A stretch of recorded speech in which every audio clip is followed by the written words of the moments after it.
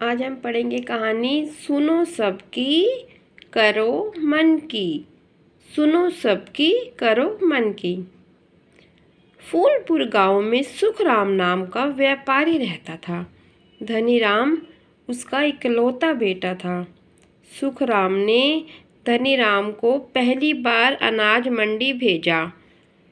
पिता ने चलते समय समझाया, बेटा, व्यापार में 2 पैसे का लाभ भी बहुत होता है, इसलिए भाव ताव करके अनाज खरीदना। समझदार आदमी की सलाह सुनना, पर करना अपनी समझ से। दिन डूबने पर घर आ जाना। 2 खाली बोरे लेकर वह घर से चला। अनाज की मंडी दूर एक गांव में थी, इसलिए धनीराम घोड़े पर सवार होकर गया। कोई घंटे भर में मंडी पहुंच गया। अनाज की कई दुकानें देखी। एक जगह सौदा पट गया। उसने एक बोरा गेहूं तुलवा लिया, फिर बाजार की सैर की।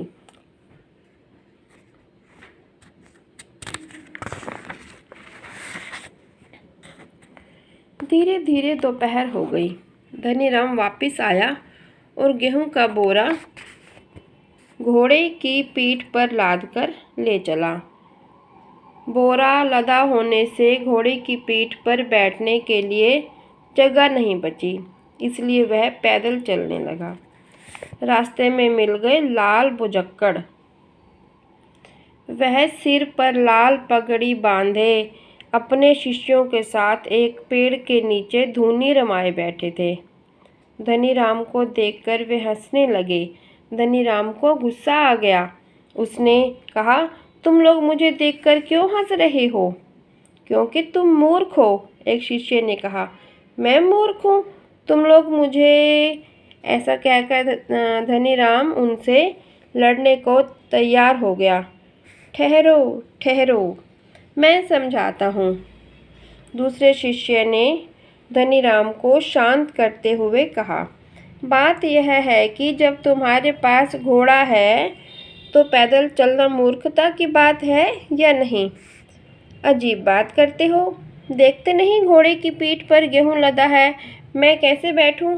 धनीराम ने कहा। हाँ, यह हुई ना बात, शिष्य ने कहा। मैं कैसे बैठूं का जवाब देंगे हमारे उस्ताद लाल बुजक्कड़। आओ उनसे पूछते हैं। अब वे सब लाल बुजक्कड़ के पास आए। उन्होंने धनीराम की समस्या बताई। लाल बुजक्कड़ सुनकर पहले तो गंभीर हो गए, फिर मुस्कुराने लगे। इतनी छोटी सी बात, अभी हल किए देते हैं समस्या को। लाल बुजक्कड़ ने कहा, बोरे में क्या है? गेहूं, धनीराम ने कहा। तो उतने ही वजन के पत्थर दूसरे बोरे में भरो। फिर दोनों बोरे घोड़े के दोनों ओर लटका दो। वजन बराबर हो जाएगा, घोड़े की पीठ भी खाली हो जाएगी और तुम बैठकर जा सकोगे। यह हुई ना अकल की बात, शिष्यों ने एक स्वर में कहा। धनीराम ने सोचा, यह समझदार आदमी है, इसकी बात माननी चाहिए।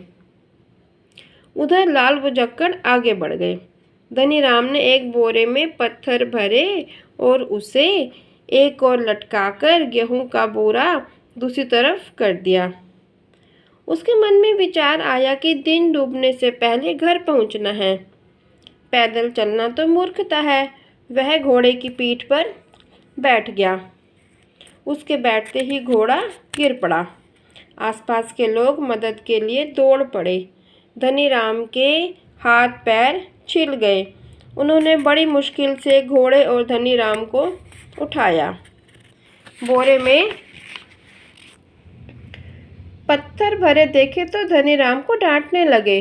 अजीब मूर्ख हो, इतना वजन घोड़े पर लाद कर चलते हो। बेचारे जानवर पर जरा सी भी दया नहीं आई। तुम लोग भी मुझे मूर्ख कह रहे हो? धनीराम परेशान होकर बोला। हाँ हाँ, तुम मूर्ख हो, नहीं तो बोरे में पत्थर क्यों भरते? गेहूं का वजन बराबर करने के लिए भरे हैं। यह मुझे लाल पगड़ी वाले बुजुर्ग ने सिखाया था, जैसा उन्होंने कहा वैसा मैंने किया। तो तुम्हें मूर्ख लाल बुजक्कड़ मिला था? वह तो मूर्ख है ही, तुम भी मूर्ख बन गए हो। सच में मूर्ख बन गया। मैंने सोचा सयाने और ज्ञानी दिखते हैं, तो मैंने उनकी बात मान ली। लोगों ने धनीराम को समझाया, पत्थर लादने की बजाय गेहूं को 2 हिस्सों में करके बोरे में भर लेते, दोनों बोरे लटका लेते, वजन भी नहीं बढ़ता और तुम बैठकर भी आ जाते। कुछ अपनी समझ भी तो लगाई होती। धनीराम को लगा वह सचमुच मूर्ख बना गया। उसने तुरंत पत्थर फेंके, आधा गेहूं दूसरे बोरे में भरकर दोनों ओर बोरे लटका दिए।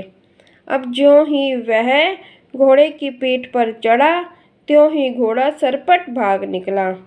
शाम होने से पहले वह घर भी पहुंच गया। वह मन ही मन सोच रहा था, बड़े बुजुर्ग ठीक कहते हैं कि सुनो सबकी, करो मन की। अब मैंने निश्चय कर लिया है कि सुनूंगा सबकी, पर करूंगा अपनी समझ से, अपने मन की। Thank you for watching. Please like, share and subscribe my channel.